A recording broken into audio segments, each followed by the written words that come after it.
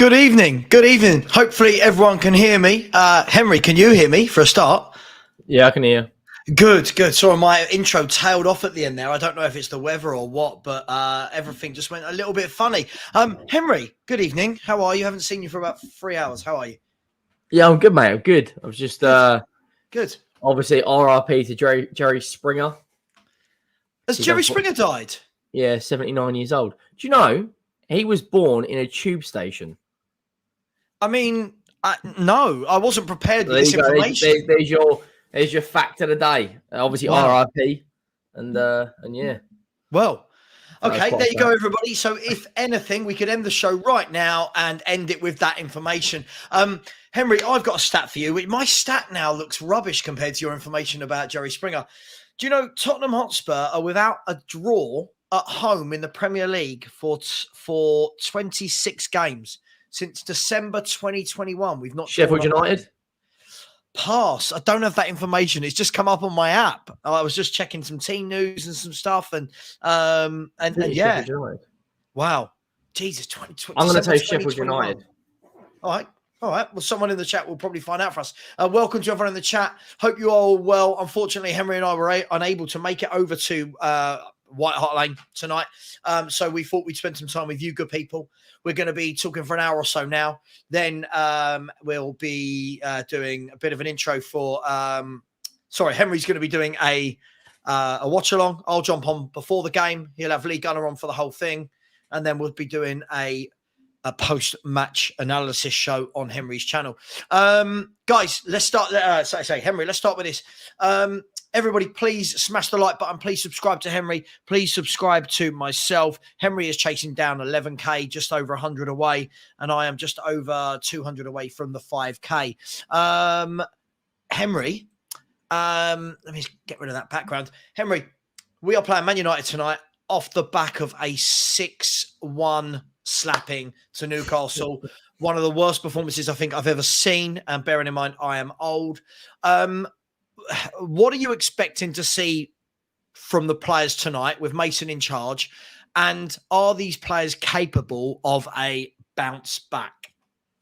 That's a good question. What am I expecting to see? Just a little bit of fight, bit of passion, actually a performance. That performance on Sunday was absolutely spineless. Yeah. I've never seen a team. Everyone keeps comparing Watford, Manchester City like they were 5-0 down. Look at the difference of golfing class between Manchester City and Watford. Yeah. Like, we were both going for the same goal, both going for Champions League, and that was absolutely spineless. Yeah. 5-0 down at any level, amateur, semi-pro, professional, Champions League, World Cup, however you want to look at it, was embarrassing. We have to bounce back tonight. In my opinion, our season's over. I don't think we're going to get top 4. Okay, we can play for Europa League. I just don't see. Big up to David P as well. I was calling John Bones Stones last night. He's that good of a centre half. He can play in midfield. Anyway, he's class player. Yeah, and then Haaland as well. I mean, we have to bounce back. I don't think we'll win tonight. I think at best we get a draw. Man United, a lot of United fans are coming out saying they're tired, but Ryan Mason has got to. There's a phrase everyone keeps using: rally the troops. But your question, can we bounce back? I don't know. I don't want to see Dyer in the 11. I do not want to see Hugo Lloris anywhere near that 11. I think if we play the back 4 again of Forster, Royale, Romero, Longley, and Davis, if he's fit, if not Davis, Perisic, that gives me a lot more confidence. Yeah. Well, they reckon Royal's out, right? I think Davis is fit again, but Royal is out.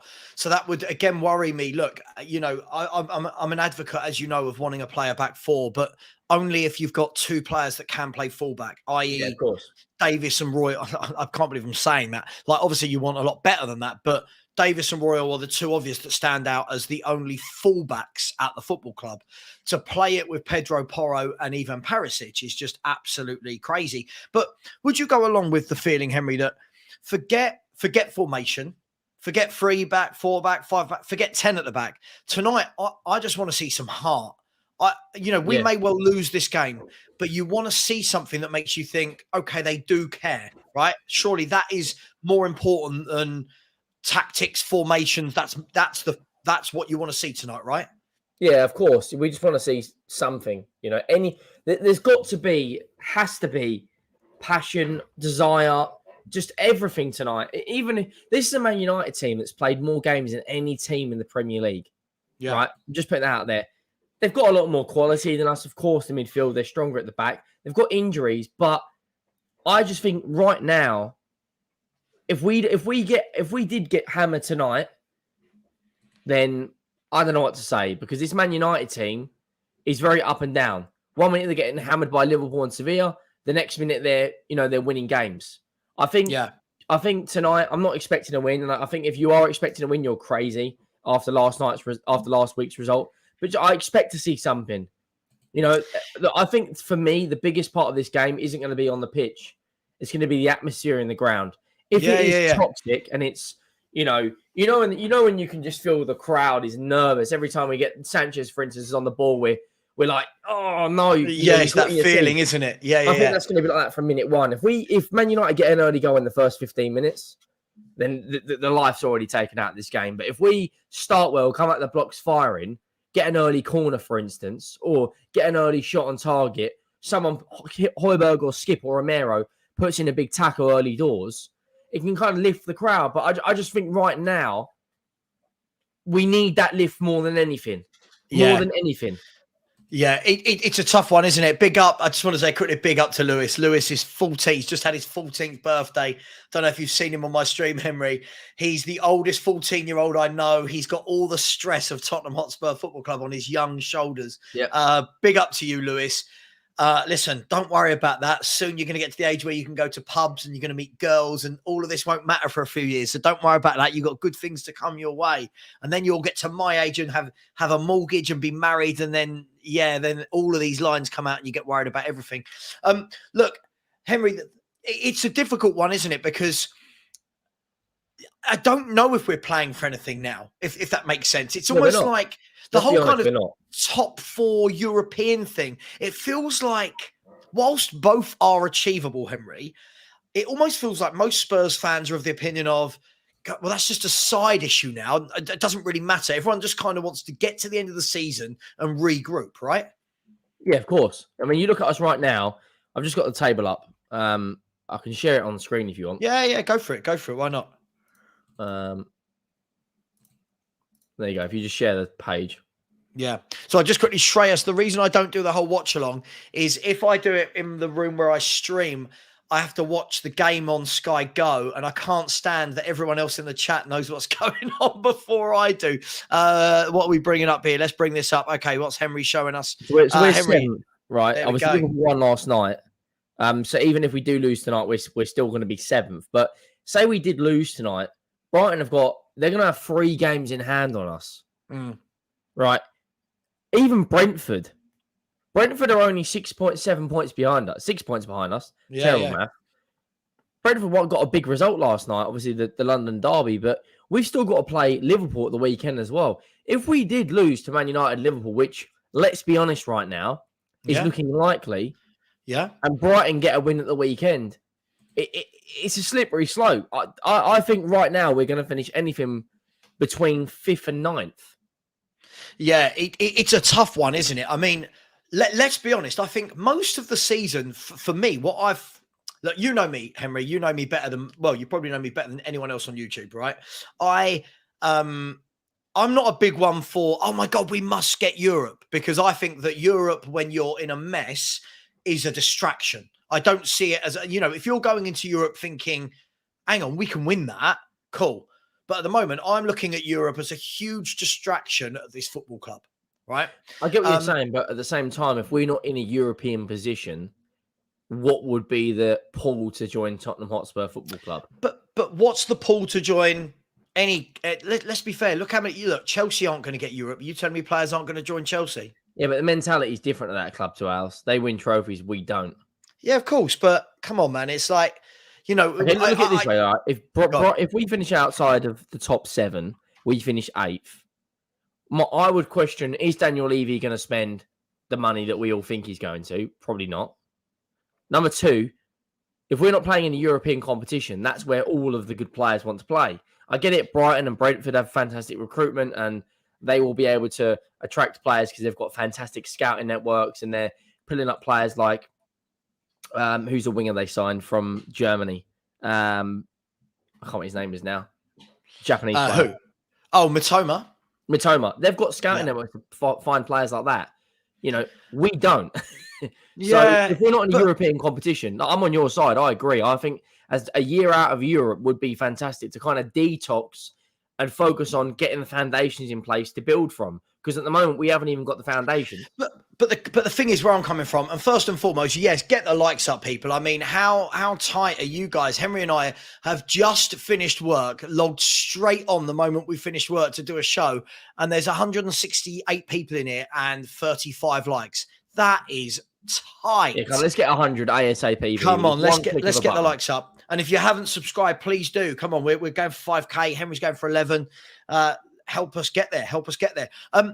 My problem is this, Henry, right? Is first of all, if you need to build a team, because we haven't even got a team, forget building a squad. We need to build an 11, right?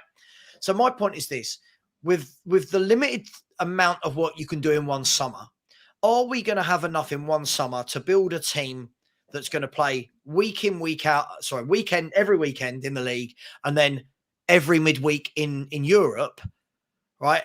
Whilst having a new manager, a new director of football, and trying to bed new players in, wouldn't it be good for 1 year to be out of that and actually concentrate purely on the league and the cups, and maybe go on a cup run?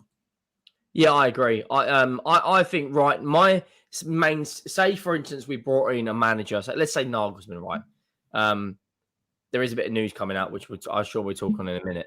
But say we bring in Nagelsmann, I would take a season out of Europe if it meant we're going to prioritise the FA Cup. That is what I would do. If it meant we're going to prioritise the FA Cup and we're going to finish 7th or 8th for a couple of seasons, but it means at the end of it we've got a trophy to show for it. I don't know if you've seen that bit of news I've just shared. Yep. That Tottenham have already held talks with Julian Nagelsmann, and it's ongoing. Yeah, I've seen that. I'd like to see that put out by someone like Romano, if I'm honest. But Romano has talked. He's quite reliable at times. Yeah, listen, I'm not knocking Paul O'Keefe. Yeah, cool. Listen, I think we talked about it on the videos this morning, right? I definitely like someone like Nagelsmann. But what I would like is as much time as possible for Nagelsmann to be on the training pitch with them, rather than, okay, well, we're playing Sunday. They need a couple of days off because we're playing again Thursday night in Europe. Do you know what I mean? Just kind of like what Arteta's done to kind of get across his ideas and his philosophy of football. I agree. I think a year outside of Europe. I mean, when's the last time we didn't actually finish in a European play? You thinking 10 years ago? That's a great question. When someone in the chat will know the brilliant thing about being live. Can anyone say the last season Spurs didn't play European football? I'm going to go back maybe 16, 17 years. Let's have a look. If somebody can let us know, just look at Tottenham's league positions. I think the year Jose was here, we qualified for Europa League, right? Yeah, we've played in the Conference, Champions League. I don't think we've been outside of it for a long time, mate. But I just don't. I look now at this squad and I think the moment we don't even have a good 11, as I said. Like before, it used to be, well, we haven't got the players to rotate. Now it's like we haven't even got the players to put out a good 11, Henry.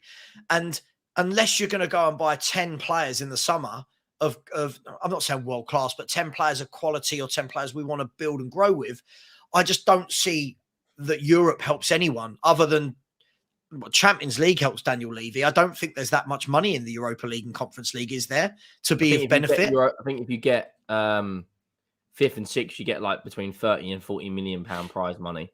If you finish like 7th or 8th, I think it's between 20 and 30. So it's not a huge amount of difference, but it's what the Europa League could bring. If you go deep into the competition, quarters, semis, finals, you're looking at up to 50, 60 million pound in prize money.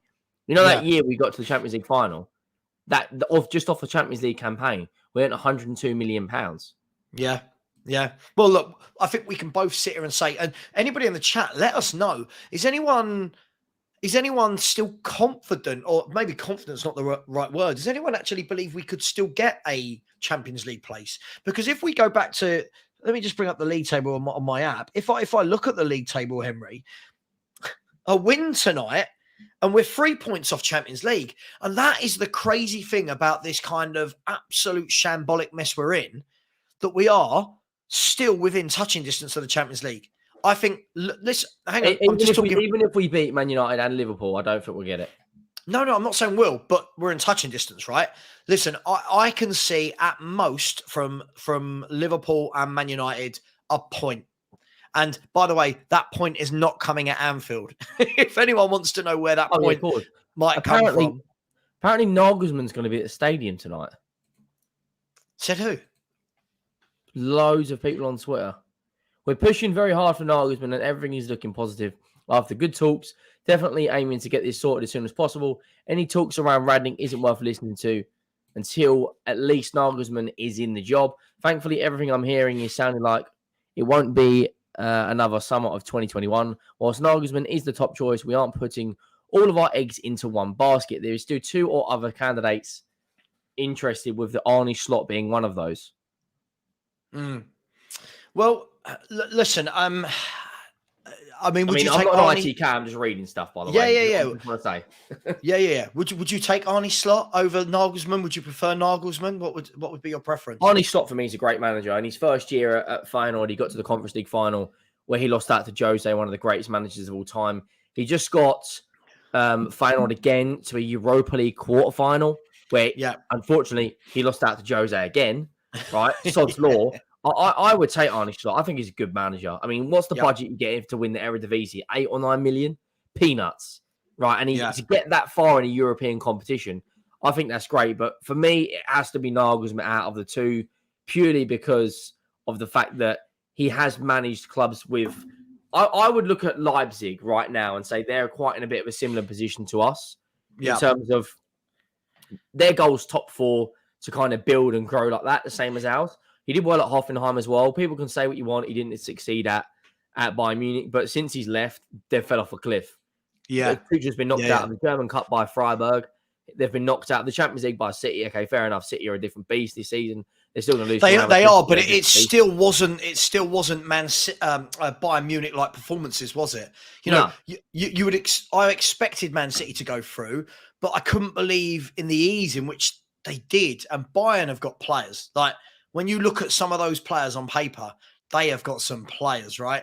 So yeah, you're 100% right. But I think Nagelsmann's got the. I don't know. He's in vogue, isn't he? Let's be fair. Nagelsmann is. He's got the charisma, hasn't he? Like he brings that kind of. I'm still at the age where I mean, what did he turn manager? You said earlier, 27? Yeah, I think it was, wasn't it? I think if I'm right, someone will tell me wrong. I think it was when he was 27, he took over at Hoffenheim and they were bottom 4. And I think he won 50% of his last, was it 8 or 16 games to keep them up?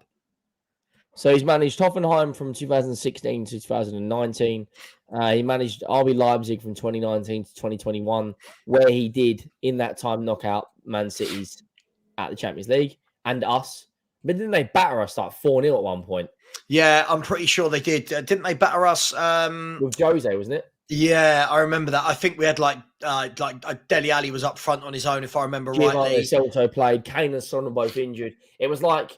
Now someone's like you're expecting one of the centre half to score from a corner just to get your neck over the line. Yeah, absolutely. He's actually what I like about Nagelsmann is for such a young age, he's experienced relegation battles, fighting for the Champions League, and he's experienced playing in the Champions League numerous times, right? So it's not like most 35-year-olds aren't even managing. But if they are managing between 35 and 40, not many of them have got that depth of experience that he's got. Now, people can say, oh, yeah, but his success has come at Bayern Munich. Anyone wins at Bayern Munich. But at 35 years of age, you think he went to Bayern Munich when he was 33, right? 33, Henry. That's you in about 2 years, isn't it? How old are you? Maybe not 2 years, but yeah. I know. Right. At 33, going to that Bayern Munich dressing room, Henry, right? Commanding their respect and winning trophies. The big egos in there, like Neuer, Müller, Kimmich, World Cup winners, right? Champions League winners. Lewandowski would have been there, right, for his first year, if I'm not wrong, because he's only just gone to Barca this year. So They've for got me, problems as well. Like Mane's leaving. Apparently, they're going to sell Mane, Sane, and Muller in the summer. yeah, listen, there's going to be a lot of change there. I was, big up Jordan Ianson. Yeah, made his comeback the other night onto the YouTube world. We'll make a YouTuber out of you yet, Mr. Ianson. I mean, I saw the other day that was it Oliver Kahn, who's the director of football there, or whatever his position is. He's a CEO. No, whatever he is, right? Yeah, he came out and said, "Look, because they were talking about his Tuchel's position under pressure. You know, like after 4 games, and he said, "Look, let's no talk of that. We're going to get to the summer. We're going to have a massive summer where we're going to rebuild. We've got a massive plan, and." You want to hear that, right? That's what I want to hear from our owners, our CEO. Yeah. I want them to come out and go, right. Don't worry, we've messed up this season. We know we have, but I can promise you in the summer we've got a massive rebuild. We're going to do this, we're going to do that. But anyway, getting back to that, that is why I think Nagelsmann's been treated pretty harshly by Munich. You know, I know there's been lots of rumors as to why, but I said this when he left. He's Oliver Kahn's a football executive and / footballing director. So right. We can say he's a director of football. With Nagelsmann, he won 8 out of 8 Champions League games. Yeah. He beat PSG home and away. Yeah. He beat Barca home and away. Yeah. Inter Milan are in the semi-final now. I know.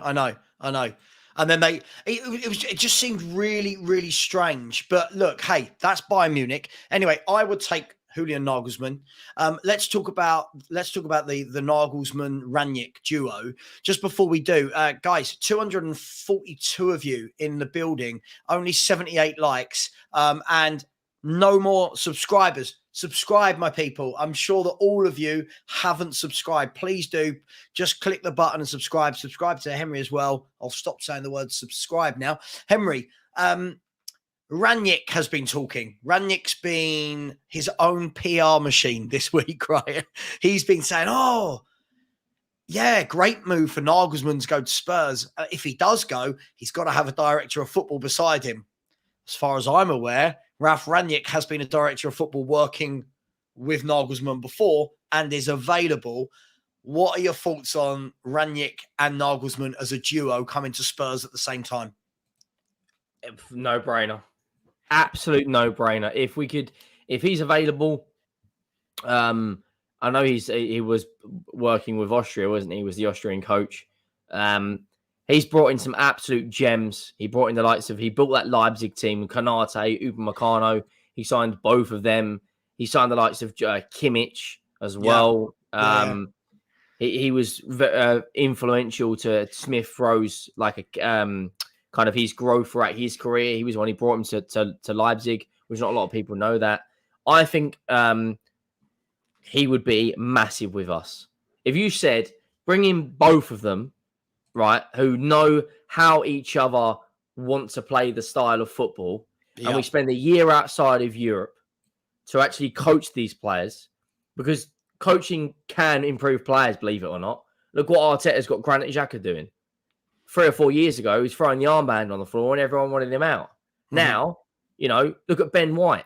Ben White all of a sudden. Look at John Stones. Only a year ago, everyone wanted him out. Yeah. And now he's kind of a different beast. I think good coaching, man. If we have Nagelsmann and we have Rangnick, I honestly think we would be successful. If Levy stays out of the footballing decisions and gives it to Rangnick and doesn't make his life hell and just says, I'm going to sort the numbers out, you let me know when you find a good player. Because let's be honest, Levy hasn't got any talent idea at all. All his job is to make sure that the people above him are happy, we're profiting, and we're competing. If he gives all of the football stuff to Rangnick, instead of this fraud flipping Paratici. Hey, come on. He was cooking. Oh, don't. The books. I honestly think we're cooking the books. I think we'd be successful.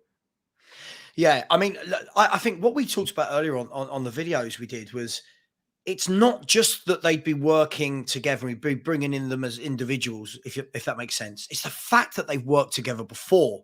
So it's like, coming in on day one, knowing how each other work, Saying knowing that, how Paratici and Conte worked before, and that didn't go well.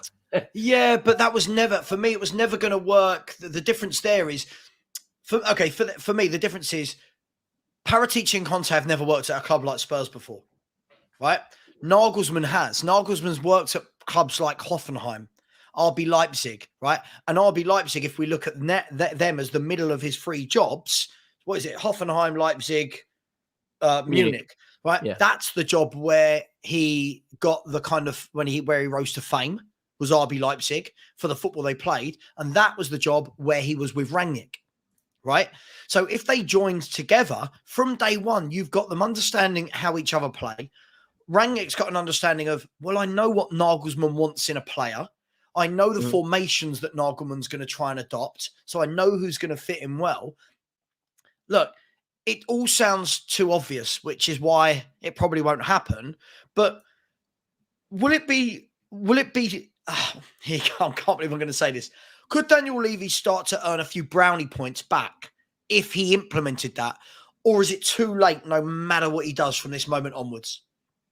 I think he would earn some brownie points, but at the end of the day, we all want him to go. So I think genuinely it will just be paper over the cracks. It would get a lot of fans on board, but it doesn't really change a huge amount. However, if he got the players in and we got the manager and the director of football in and we won something, I think a lot of people would be like, hang on, okay, we might be going somewhere here.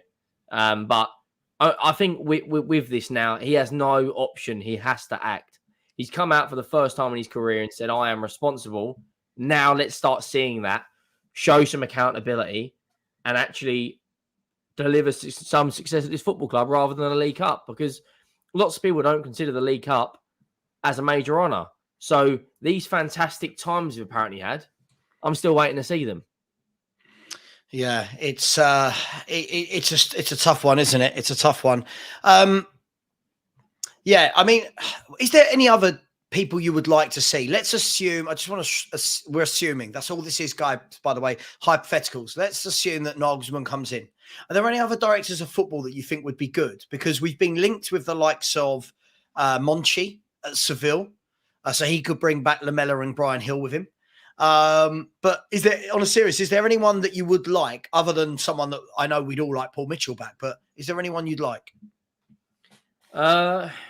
In terms of a director of football, I think. Yeah. I mean, Luis Campos is the dream, but it's never going to happen.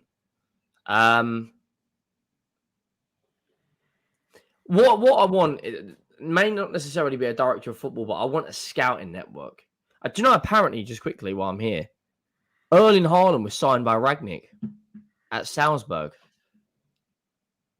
Because I realised when you join RB, you're not just part of Leipzig. Yeah. Both. So I don't know how legit that is, but apparently he went, and when he went to Man United, he wanted to buy him, but the Glazers were like, no, as well. So imagine United with Haaland. I think the thing is, from everything I'd heard about Rangnick and knew about Rangnick before he came to Man United as manager, and bear in mind it was always going to be interim, was that he was very well respected in the game, but not from a management point of view, more from the director of football standpoint. Do you think that a lot of Spurs fans are going to look at this because of what happened at Man United and not like the idea of that?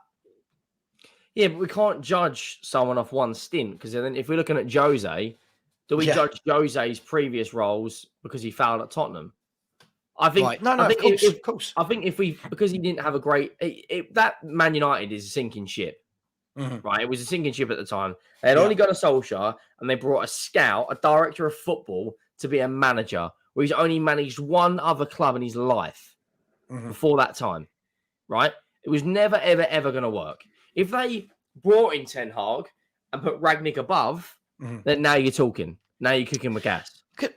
Do you know one thing I just want to say? So I keep seeing a lot of comments saying, like, big up Sue Smith, hope you're well. Sue's mentioned it. There's been a few other people that have mentioned it, saying, look, it doesn't matter who we get Henry as manager and director of football whilst Levy's there. But I want to play devil's advocate on this, Henry, right? Levy was there when Paul Mitchell and Potts were there, and we finished second and made Champions League finals, etc.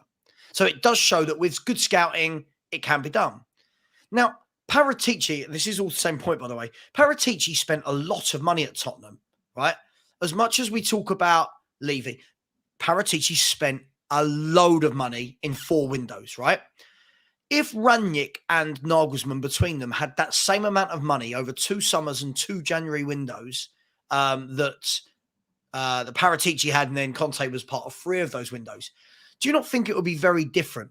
Like they wouldn't be wasting 60 million on Richarlisons. They'd be buying up-and-coming strikers from Germany or Spain. Do you see what I mean? Who's the best buy, in your opinion, that Paratici made? Fraser Forster. Right, let's look at it. So Bentancur and Kulusevski. We don't even own Kulusevski yet, by the way. Sorry, Bentancur. Right, so Bentancur, which was 18 million from his previous club. Yeah. Romero, previous club. Kulusevski, previous club. Bissouma, it's a jump up from Brighton to Tottenham. Fraser Forster is going to welcome us in open arms going from Southampton to Tottenham. Is there anyone where we've gone, it's going to be hard to get him? No, we're buying. There's nothing wrong with that. But at times I question some of the decisions. If you just share that page quickly, just 2 seconds. These are the best signings that Rangnick has made in the last 5 years. Nkunku, 13 million. Timo Werner, 14 million. Right? Sabitzer, Upamecano, Klosterman. He signed Klosterman for €1 million. Look at that, Canate. It was a free. Even Poulsen and Orban. I mean, Forsberg. Look at the names on that list. Years, isn't he? He's been there since the beginning. Look at the names on that list. Right? Now imagine, listen, I'm not saying every player that you're going to bring in is going to be 350k, right? But now imagine all of that. I bet you that there is less money than Spurs spent last summer. And all of these wouldn't have been in one summer, right? Look at that. Richarlison's probably worth more than all of that. Look, so you've got what? The top 2 are 30 million, 43, roughly 47, 50, 52, 54, 64, 65. About 70 million euros worth of players there. Which is about 60 million pounds, which is the same as Richarlison. Look, and this is the thing. This is the thing. And what I will say is, look, of course, Henry, you know me, right? You know how much I hate leaving Enoch, right? But what I won't just say is it doesn't matter who's in charge. Let's be fair. There have been some good times, right? Mm-hmm. There has been some good teams that we've built. The likes of Walker and Rose coming in, who are well scouted when they were young. The likes of Alderweireld at, what was he, 11 million from Atletico Madrid. Ericsson was about 10 million. Yeah, Ericsson was 10 or 11 million. Dele Alli. Moussa Dembele wasn't a lot. Dele Alli, yeah. Heung-min Son was what, 26 million. So yeah. I think when we go, it doesn't matter who's in charge. For me, I think it's more, if Daniel Levy had a director of football like this, Henry, and just imagine, I'm going to picture a scenario, right? I'll use one of these names, even though now I know they're not worth that. So Rangnick goes to Daniel Levy and goes, right, Daniel, we've got another signing we need to make.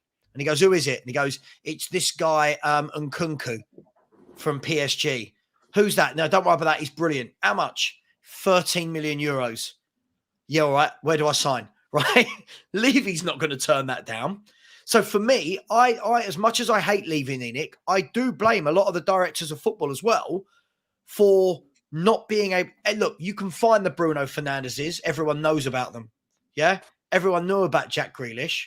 But who knew about any of these players before Rangnick picked them up? Right? That's it for me. That's what a director of football and his scouting team do. And this is what Paratici couldn't. How many of those players, by the way, have gone to Bayern Munich? Kimmich? Oh. Where's Mukiel now? Did he go to Bayern Munich? PSG, he went. PSG. So he's at PSG. So PSG, Werner went to Chelsea, and Kunku's gone to Chelsea. Sabitzer's gone to Bayern Munich and Man United. Upamecano, Bayern Munich. Kimmich, Bayern Munich. Keita, is that Naby Keita? Yeah, that's Liverpool, yeah. Right, Liverpool. Canate. Liverpool. Right. Look at that. Look at that. And now tell me that we wouldn't like a guy like this as our director of football. That's a no-brainer, Henry. Just quickly, John 071, when Sean Butler's around, Savva becomes Levy in. What are you talking about? What? We've been Where is promoting a that? protest all day. Where is that? Where is that? Oh, he's there you go. joking. I think he's joking. He's joking. And big up to Ben Kaufman, who sent me a nice. I'll send it and show it on my screen. So I don't know if you've seen the purple and yellow. Yeah, what's it all about? That's just trending. Yeah, that's what they're saying. Everyone to change their logos and stuff to show support. We're going to start getting that Norwich scarves like United do. Well, apparently, hang on. I'm going to send it to here and save it so everyone can see. But look, just while I'm doing that, Henry, I mean, let's be really, really honest. Those figures that you just put on there, those signings at that price is just absolutely phenomenal recruitment, isn't it? I can go better than that. But you can go better than what? Than those signings from a director of football. Much better than that. Look at Luis Campos' best signings. You know that Monaco team? Bernardo Silva, Mbappe, Bakayoko, Fabinho. He built that team on a budget of less than £40 million. Let me see if I can find it. That's mental. It goes to show, right, that, look, I don't like Levy. I really don't like Levy. But if we can get a director of football and manager who work together, I've said this all along, right? Here you go. I'm just going to quickly show you, Henry, just before you bring that up. This is what everyone's been doing. Can you see this? Yeah, it's good, that is. I actually like that. I might have that as my logo. I like that. Yeah, so for me, I think that's brilliant. But look, we need a Campos. We need a Rangnick. We need a Paul Mitchell. Dan Ashworth is the guy at Newcastle, right? Whoever the guy at Brighton is it Cook? Yeah. So Cook at Newcastle. David P, big up yourself. Yeah, hashtag blame Savva. Blame Savva for everything. Let me know in the chat, what could you blame Savva for? The other day, someone blamed me for global warming. Someone else blamed me for their divorce. And this, of course, goes back to me saying ages ago that I'd like Conte to play a back four. Then when Stellini done it, we conceded 6, and apparently it was my fault. So, keep smashing the like button, keep subscribing. We've got 112 likes, but there's 312 of you in the chat. Q7, big up, has said, what's good, everyone? Was on my way to this process and it started pissing down. Had to give it a miss. Hope the stadium is vocal. That refund isn't enough. Yeah, we'll talk about that in a minute. Sean has said this, Henry. Shopping at Ajax isn't scouting. Why? Is that Sean or is that Butler? No. It's not Butler. No. I don't know about that. I think, it's having the ability to know that there is players at Ajax. Right. If it was that simple, why couldn't Paratici go and get players from Ajax? Why is no one doing it? Yeah, what if it was that simple? I think that's a bit harsh. Yeah, the mood in the chat. Here we go. Jordan has said, that was Rangnick's best signings. Can we look at all his signings at RB? Here we go. Just quickly. This is the team. Oh, it's not clear as anything. That. So this is the team that Luis Campos built for 40 million euros. I'll give you just to name out the players, the stars. Bernardo Silva, Bakayoko, Thomas Lemar, Fabinho, Mbappe, Mendy, who went to Man City. Obviously, now he's not playing football anymore. He built the Lille team, when Lille won the Ligue 1? Yeah. 3 years ago, he built that team. Wow. Now he's at PSG. Now they've started signing younger players. PSG are after Camavinga. Madrid. Look at Madrid. How do Madrid do it? They're not even signing Galacticos anymore. They're signing Tchouameni. They're signing Camavinga. They're signing Vinny Jr., Rodrigo. Who's the last Galactico they signed? Yeah, I don't think there's many left out there. But yeah, possibly. And look how that worked. Look, for me, it's all about, especially football used to be a game for 11 people, right? It used to be 11, you'd have a few subs, right? Now it's a squad of 25. You cannot have 25 world-class players. So you have got to have good scouting, right? I truly believe that Paratici, for me, made it look difficult. I truly believe that people with a bit of common sense, if they go around the world, if they watch enough games, you can find gems. But to be able to do that, Henry, you've got to have a style of play. You've got to go and watch a game and go, you see that right back? He plays exactly the way we play. That would be brilliant. At the moment, what we do is go, we'll take him with no kind of thought process behind where does he fit in. It's not Well, opening up a catalogue. You want to buy a store, you open a catalogue, you look at the first one and buy it. Who's the striker for Atalanta at the moment? Oh, Højlund. Yeah, Højlund, even Evan Ferguson at Brighton, who's just signed a new deal. It would have been a great buy. But do you know what? When you look at Brighton, I mean, last night I was watching. I started watching the Brighton game before the City Arsenal game came on. I did 15 minutes of Brighton Forest, 15 of Chelsea Brentford, and then the Man City game. Just to avoid the pundit. Just to avoid the pundit. I couldn't. Yeah, it was so boring. Yeah, and what made me laugh was I looked at it and I was like, I don't know who that player is. It came up on the screen, right? Someone called like Bottoni or something, and I'm like, who's this? Who is this? I click on it, and it's some 18-year-old that Brighton have just bought from Rosario in Argentina. Yeah, and you know when you go, how is no offense? Look, I'm not knocking them. I think they're an excellently run football club, but in the scheme of things, compared to the size of Tottenham Hotspur, how are Brighton going and picking up these players? You look at it over the last however many years.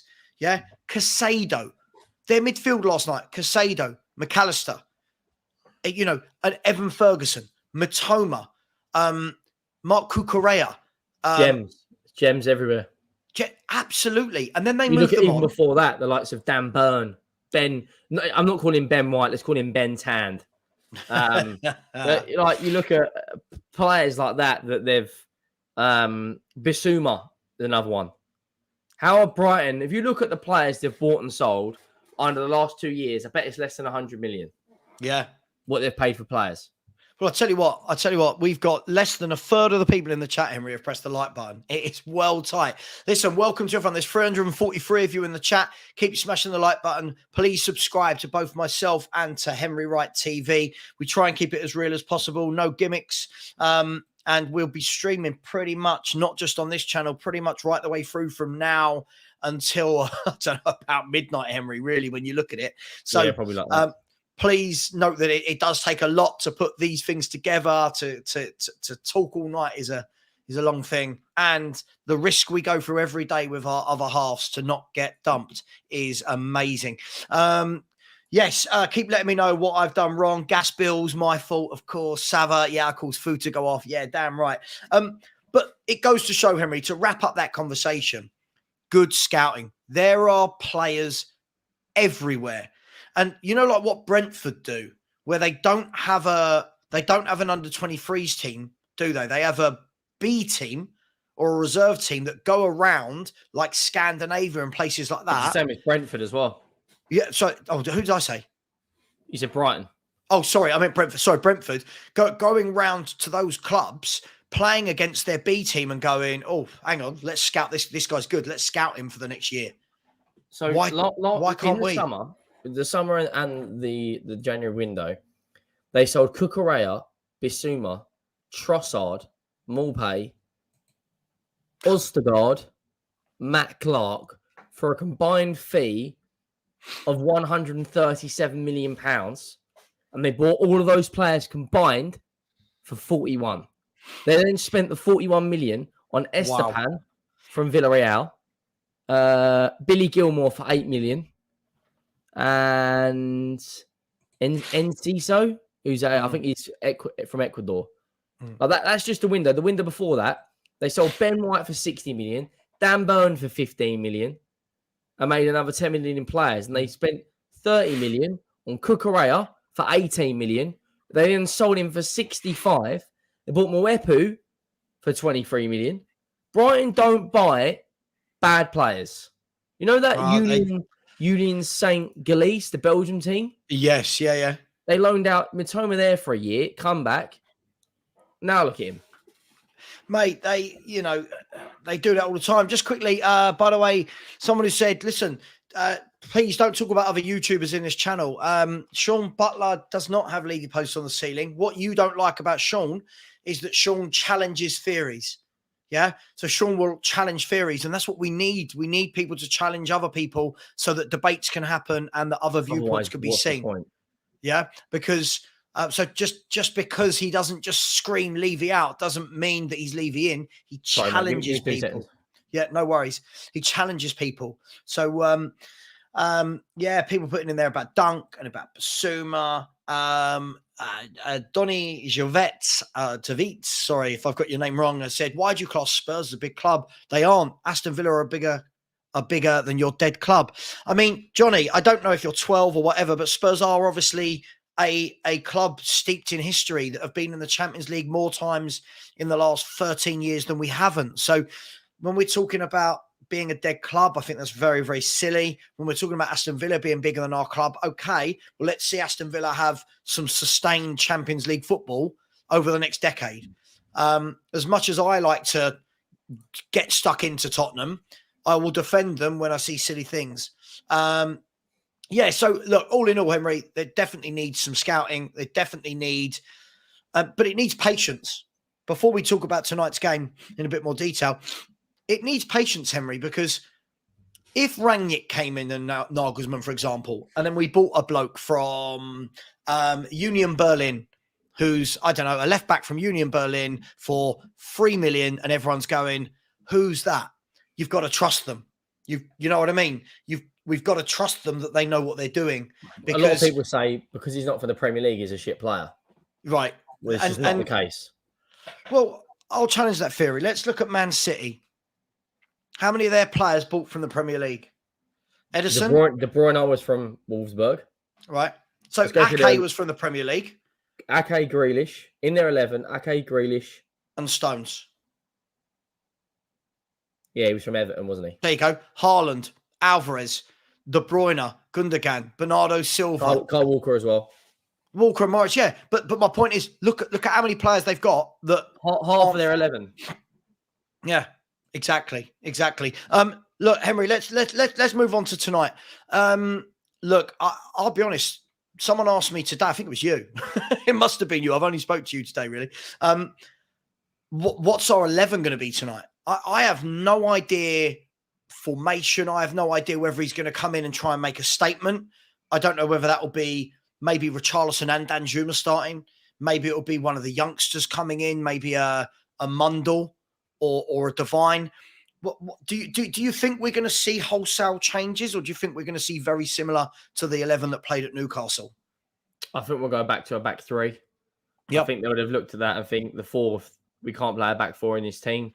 I think we'll play Forster. Right wing back will be Porro. The three in centre back will be Longley, Dyer, and Romero. Yeah. Left wing back Perisic. Two in the middle. The only central midfielders we've got fit, Højbjerg and Skip.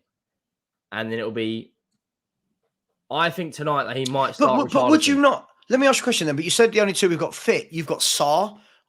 Could we not see Alfie Devine get a game? I'd love to see it. I'd love to see it. I'd love to see actually change things up. Right now, we haven't really got much to play for, so why not try and experiment for the last couple of games? This is the thing for me. Right. I'm going to sit on the fence with my own opinion. That shows you how fair I am, right? I'd love to see an Alfie Devine get a game because I think it's one of the things that could rally the crowd. Everyone loves a player from the youth team when they come on. Right? Oh, bye, Henry. And that was Henry Wright, ladies and gentlemen. Obviously, he didn't want or didn't like the thought of Alfie Devine playing. But listen, I'll continue telling you guys what I was going to say. Fans love it. We love it, don't we? When thanks for that, Henry. Thanks for going and coming back. It just completely crashed. Like your work laptop earlier. Must be sat about your house.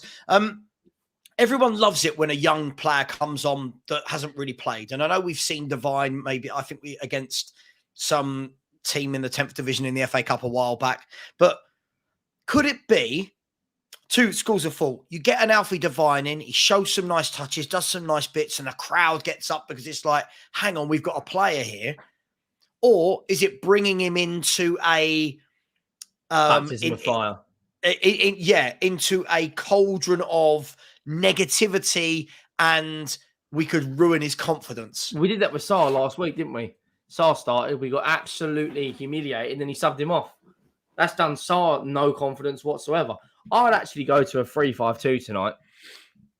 I think an extra body in the midfield would help out massively against Man United. Sarr, Devine, Skip. That's the midfielder. But Højbjerg, I don't want it anywhere near this 11 anymore. You know he's going to play. You know he's playing, Viking, right? He's the Viking. I'm going to beat my chest because I'm so much of a Viking. No, you're not a leader. You're a bum. Yeah. I'm not saying he's the first one we should get rid of. By far, he's not the first one, but he's nowhere near the player everyone thinks. He frustrates me. Just quickly, Lewis, you're at the stadium. Tell us, what are the numbers like? What's going on? How many people so far? What's the atmosphere like? Let us know. Look, the problem is, Henry, you've got Mason coming in. I feel like Højbjerg is that player that managers love, right? I cannot see him going with Skip and Sarr, but Skip and Sarr played together once, if you remember, and actually did all right against Inter Milan. No, sorry, AC Milan, right? I thought they did well. Yeah. There's energy there, isn't there? You've got legs in. You've got legs in Sarr. I don't think you've got the legs in Højbjerg. He runs like that. I just don't think he's the player that everyone thinks he is. Yeah, I agree. He's another one of these, Henry, where we seem to have a lot of players that have a cult following rather than them actually being that good. Same as Dyer. Oh, agreed. You try having the Dyer debate with some people, they think he's brilliant. They think, oh, he does great. You know, he does great. Every manager picks him for a reason. It's like, you know, one of the worst centre backs I've ever seen in my life. I truly believe that. So yeah, I can't see him going with a 4, but we know, and if memory serves me right, people in the chat will tell me if I'm wrong. By the way, please keep liking, please keep subscribing. By the way, if you do put in any super chats, that you know, 50% of that revenue does go to the British Heart Foundation. So please keep getting those in. He played a 4, if I remember, when he came in before. And he took over from Jose. I seem to remember us playing a 4 because we weren't playing a back 5 then. 4-2-4, wasn't it? Yeah, I seem to remember him being quite offensive in terms of football, not in terms of his speaking and that. Could we see that again? Is that lambs to the slaughter to put him in, or could he go Davis at left back instead of Perisic? I think there's more chance if Davis is fit of him starting. He's just a better defender, isn't he? He's got a solid 6 or 7 out of 10 every week. Nothing great, but nothing too bad. I think we'd do well with Davis there. I think getting him in would be probably the right call, looking at the wingers they're going to play. Rashford, great form this season. But I just feel that this game is going to be won if we can't get... If Eriksen has the ball, or Bruno plays and he has the ball, it's going to be a long day for us because we're not going to be able to close him down. There's going to be space in behind. Rashford's going to use his pace. Does a 4 at the back change anything at the moment? Probably not, but I'd rather see a 4-2-4 than a 3-5-2. Yeah, absolutely. Just quickly, big up to Brian Daigle, who I understand has just been interviewed by TalkSport outside the... I didn't mean that, by the way. I've actually... I was going to say, why are you calling me? We're on stream together. You know I can't pick up unless you want us to have the conversation. Brian Daigle apparently has just done an interview with TalkSport outside the ground for the protest. So big up to Brian Daigle. We'll catch that on the flip side. Some people are saying that rumours are that, by the way, this comment from Shreyas, Dybala was a no-brainer free transfer in the summer. Let that sink in. We let him go to Roma, and he's Roma's top goal contributor this season. Right, in terms of goals and assists. And Eriksen was another no-brainer. Right. So for me, listen, I'd love to get a Dybala. I think that's what we crave. Big up to yourself, Mark. I love the way your name changes all the time. It's brilliant. Mundell is very good. I've seen this kid play. He's a very, very good footballer. Henry, lots of reports are saying that it's going to be Kulu dropped for Richarlison. Yeah, I thought so. If that does happen, what do you make of that? And is that really, really harsh on Dan Juma again? Why is he? That's my question. He scored more. He scored more recently than both of them. Why is Dan Juma not getting any minutes? Kulusevski has been awful the last 10 games. Yeah, I can't remember the last time he beat his man, scored a goal, assist. I can't remember. Richarlison, hasn't scored a Premier League goal. Why is he starting? Free Dan Juma is all I'm saying, because he's in a prison inside our football club. It's I strange can't because understand it. Has he come on and done anything wrong when he's come on? No, he hasn't. It's mad. Do you know, I don't understand it. And I feel like he gets the ball. He tries to be busy. Listen, I'm not saying buy him in the summer or anything like that, Henry, but maybe some new faces would be nice tonight. Like, I'll be honest, win, lose or draw, if that team lined up tonight and I saw young, I can't remember his name, Charlie Sayers. If I saw Charlie Sayers at the back, Devine in midfield, Danjuma as one of the forward three, I'd actually think, okay, well, let's see what they can do, right? Let's not expect miracles of them, but something different. At the moment, all I see every week is the same performance, yet the same players go out there week in, week out. That way, it's just rinse, repeat. It's the same 11 week in, week out. Maybe with Kulusevski or Richarlison changes. That's all it is. I'd love to see the likes of Flanagan, Walcott come in. Alfie Devine comes in just to give new life in the team. Just some energy, right? Do you know what I mean? Like, let's say Devine, and I keep saying Devine because I think he's the one that's been on the bench the most. He's the one that people have talked about for years as being the most highly rated. If you bring in a Devine, what you're going to get from him, he's not down in tools. That kid's going to go out there and he's going to run his heart out, and that is what we need more than ever right now. Yeah, because he's got nothing to lose. Absolutely. That's you hit the nail on the head. That's what we need. But the problem is Mason, Stellini don't see it like that. I mean, look at Kudu, for instance. How this guy hasn't been rotated recently. When's the last performance that Kulusevski put in where he was like, he was good today? Look, do you know what? This is a really difficult conversation to have, because if you talk about certain players that fans love, they get really offended. You know me, I don't mind offending people, Henry. I look at Kulusevski and a lot of me thinks the talent is there. I don't think any of us can deny that. We've seen it. But I look and go, why did Juventus let him go? Not the why did they let him go, but why so cheap? Right? Why let a player go on loan that's that good, right? So for me, I don't know whether or not what we've seen, the sample size we saw of him last year versus the sample size of this year, for me, the bad games outweigh the good games. Now, could that be why Juventus let him go, Henry, that he's just not consistent? Or is it that he's just a young player that's lost confidence? Or both? Both. I don't think he's had a good game since the World Cup, where I've gone, okay, that's the Kulusevski we saw last season. Since the World Cup. His best game of the season is probably the first game when we scored 4 against Southampton and he got an assist and a goal. Yeah. I can't remember since then. I mean, how many goals has Kulusevski got this season? 2? 3? Hasn't he got like 2 Premier League goals? Can anyone name them? Assists, Can anyone name them? Go on, name his goals this season in the Premier League. Southampton. Game 1. Leeds. The last game before the World Cup. The World Cup. I think Kulusevski scored then. So was that November? Yes. Can anyone confirm? So Kulu hasn't scored a goal. Oh, Southampton and Man City. No, was it Man? Hang on.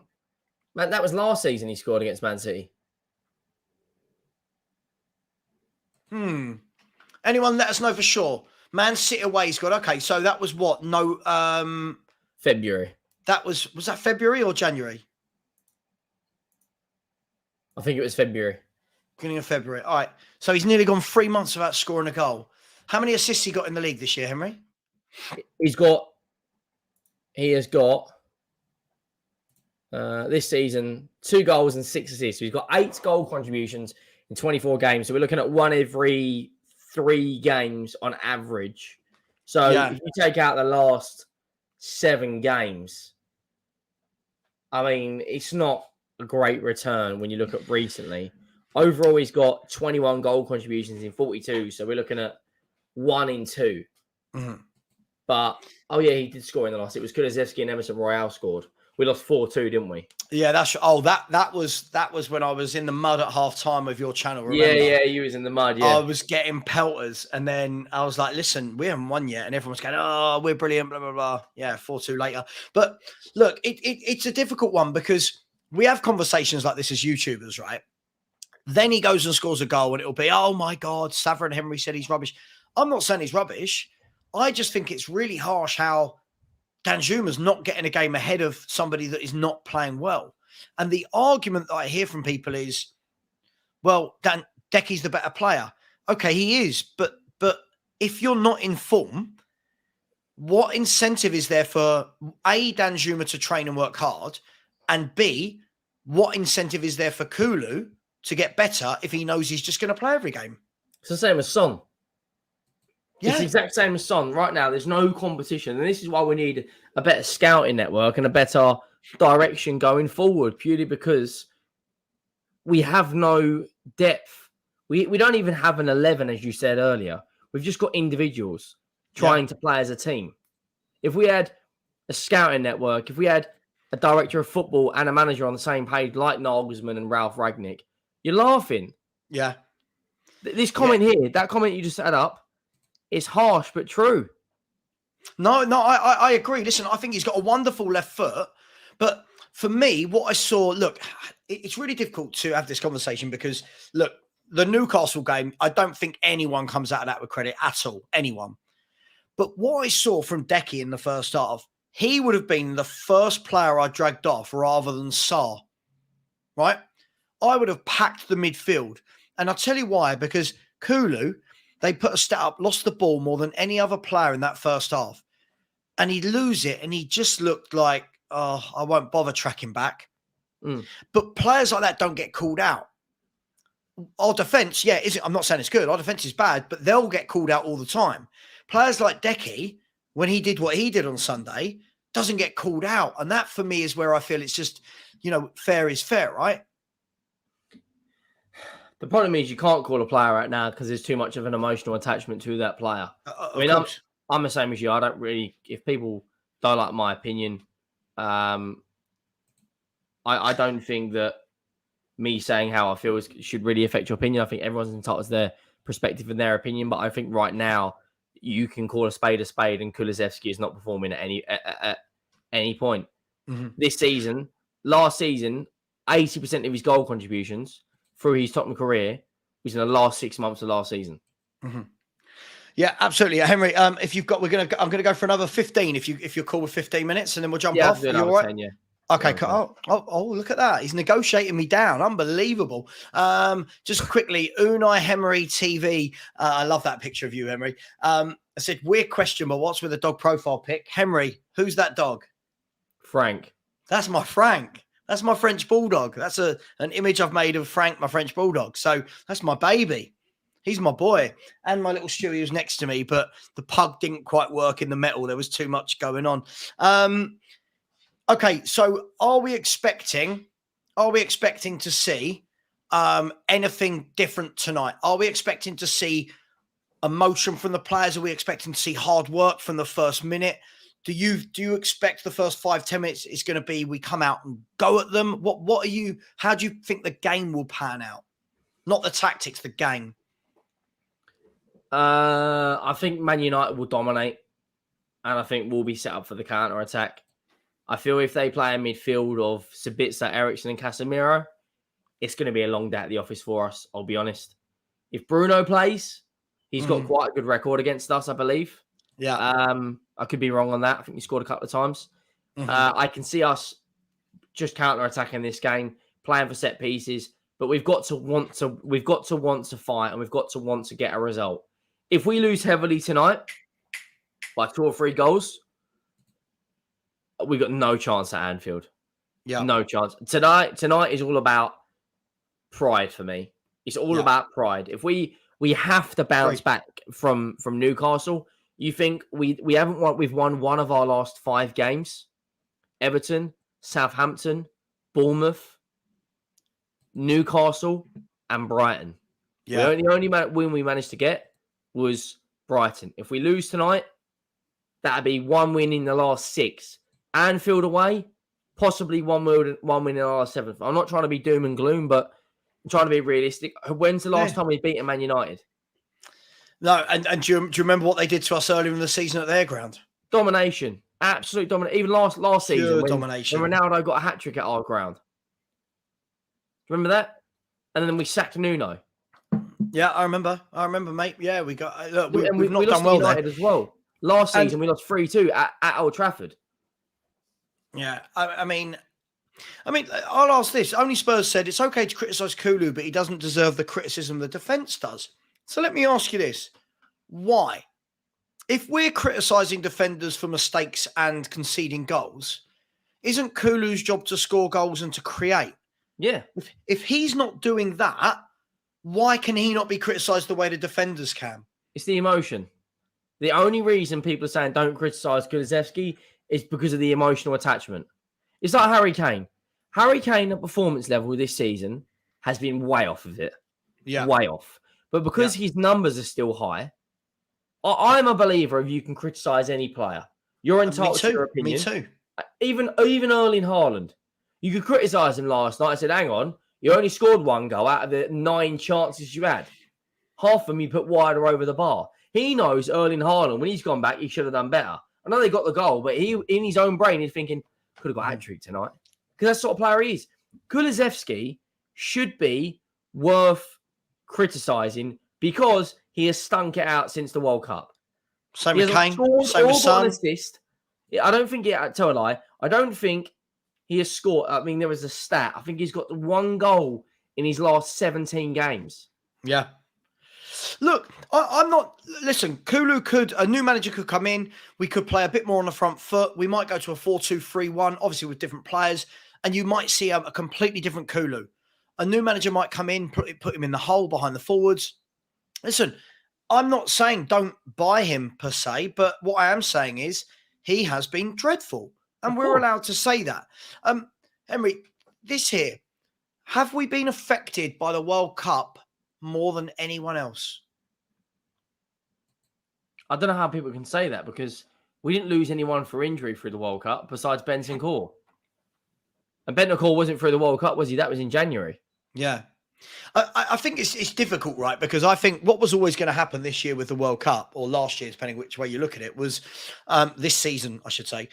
It was always going to be, if you were doing well before the World Cup and then came back and weren't, it was the World Cup's fault. If you weren't doing well and came back and were doing well, really, really good, glad there was a World Cup in the middle. For me, I haven't seen anything different. What I saw, if you remember, we needed that World Cup because, I mean, we lost to Nottingham Forest. I think we were starting to lose a few games. We arrested the slide a little bit with a win at home to Leeds. But I wouldn't say that the World Cup's done anything different for Tottenham Hotspur than it did for anyone else around us. Actually, tell a lie, Henry. What about this for a theory? For me, I think the World Cup, where it messed us up was, I think that was the time where Levy and Conte, I think that's where all communications seem to have broken down. And that should have been the month where they were going, right, are you staying or are you going? And that's when Levy should have pulled the plug then. I agree. Listen, we don't know what happened. We're never going to know. But you know my theory on why Conte went. My theory is more that he didn't want to be here and was ill rather than it was an outright sacking. So the World Cup affected us from that point of view for me. What do you think? In the World Cup, I just think the only player that went all the way to the final was Hugo Lloris, right? Every other player was knocked out before the quarterfinal. Romero. I'll tell you a lie, you're right, Romero.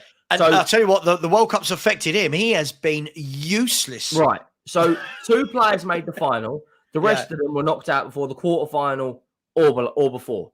Heung-min Son got knocked out in the last 16 by Brazil. Kulusevski didn't go. Dyer never played a single minute in the World Cup.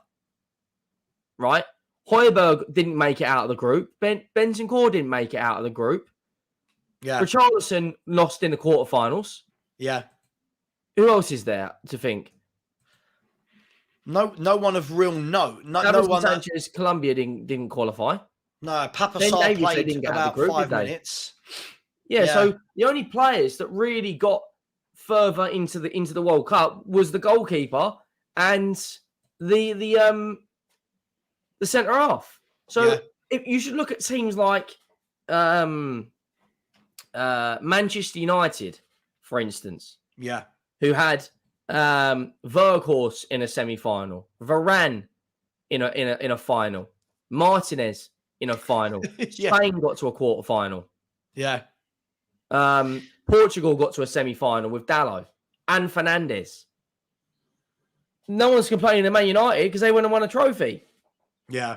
It's just, I feel like nowadays, what you said was spot on about the World Cup. If we went back to winning games, we should have a World Cup every year. Mm-hmm. But let's be honest, has anything changed? Like you said, has anything changed since the World Cup? Are we still boring to watch? And we've had 2 different managers since then. Yes.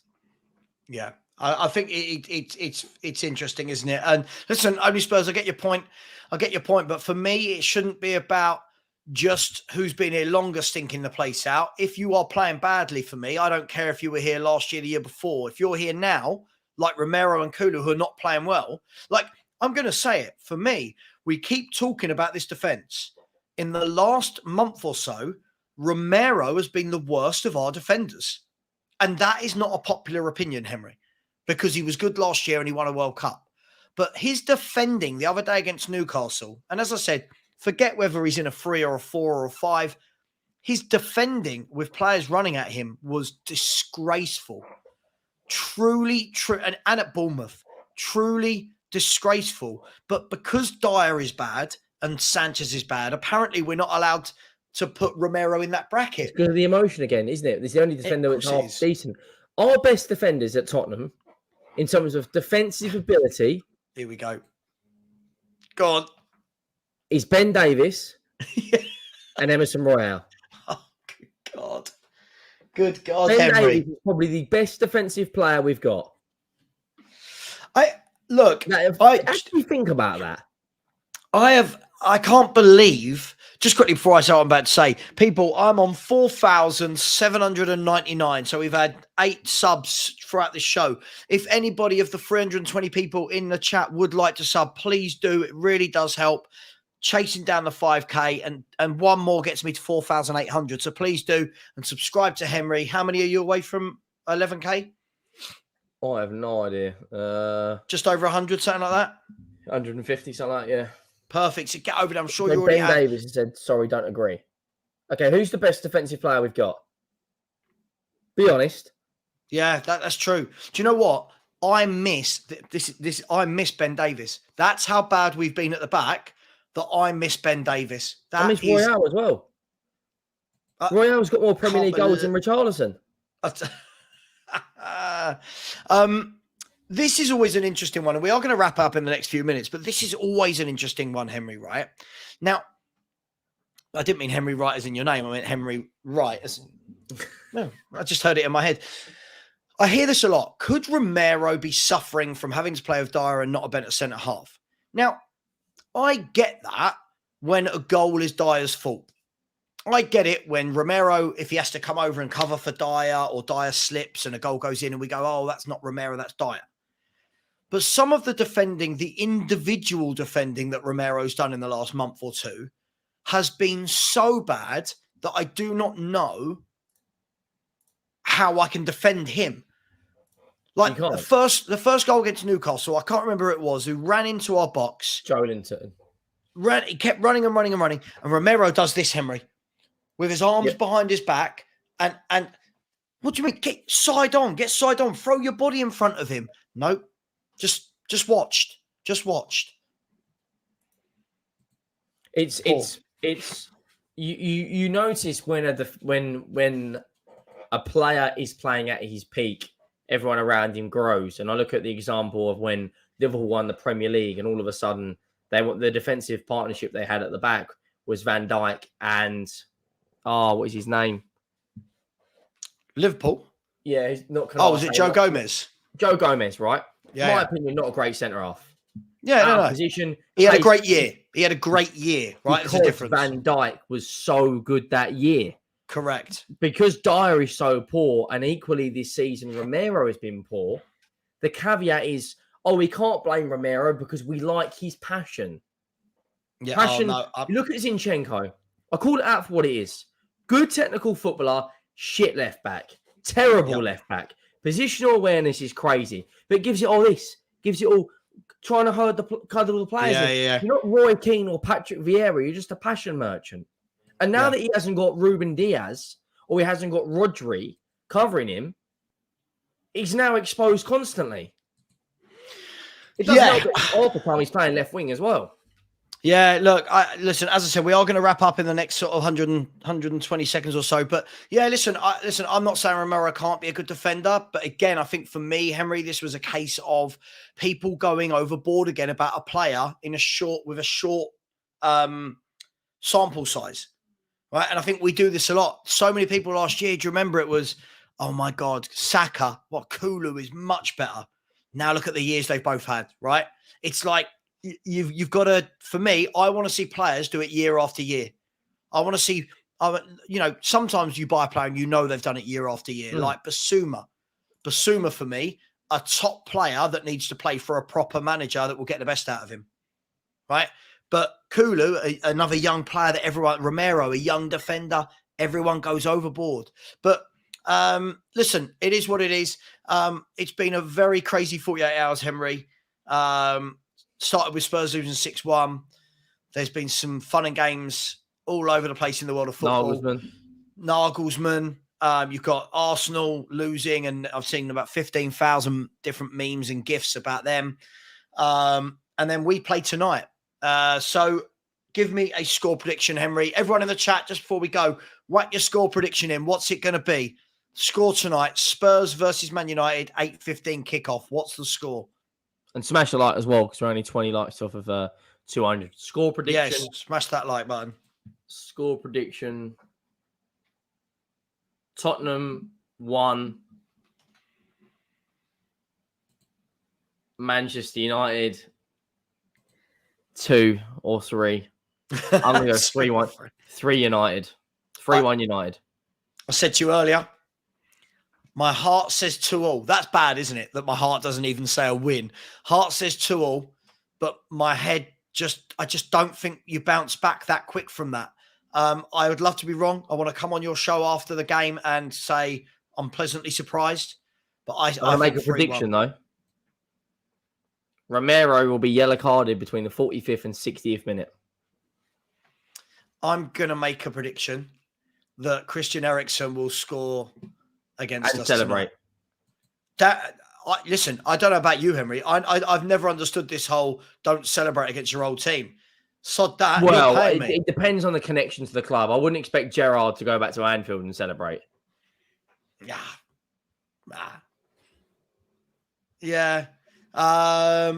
We'll see. Listen, okay, we've got 3-1 United, 2-0 United, 3-1 United, 3-1 United, 3-1 Spurs, Bangle forever. Okay, good. 2-1 United, 3-1 United. There's not many. 5-0 United, Henry. 5-0. 3-0 Spurs and a Romero yellow. Look, thank you very much to everyone in the chat. It's been a good hour and a half, just under an hour and a half of chatting about Tottenham Hotspur. What have we got coming up tonight that we can pitch? Henry, what time does your live watch along for the game start? So 51 minutes and 19, 18, 17. 51 minutes, so we'll be live with Lee and Savva for the build-up to the game. Then me and Lee will be doing the watch-along. Savva will be jumping on throughout the stream as well. So make sure you're over there. That'll be on my channel from 7:15, as well as the Instant Match Reaction Show. Me and Savva, hopefully, we'll be talking about a Hurricane Masterclass, but it could be a long day at the office. Hopefully, a North London team will be able to beat a team from Manchester tonight, rather than the absolute shower of shit that Arsenal coughed up last night. Absolutely. Everybody, please join Henry. So 51 minutes, I reckon he's making that quarter past 7. Please jump on. Please show some support. I'll be there for about 7:30 and up until the game, and then I'll join again at half-time. Much love. Please keep smashing that subscribe button. Help this brother get to the 5K. Subscribe to Henry. Henry, thank you so much. Really enjoyed it. And I'll see you in just under an hour. Yeah, no worries. As always, enjoy the little exit video, and we'll see you on the flip side. And here comes Hurst. He's got some people are on the pitch. They think it's all over. It is now.